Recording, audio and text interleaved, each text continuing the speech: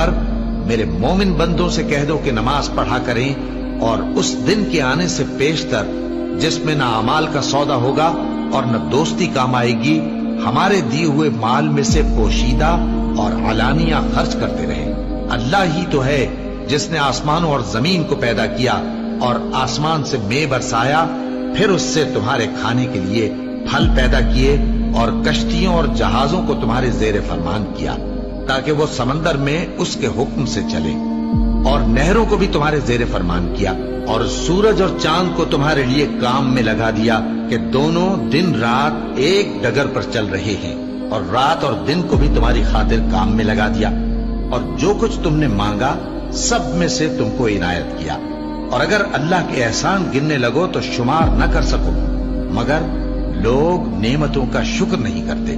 کچھ شک نہیں کہ انسان بڑا بے انصاف ہے، ناشکر۔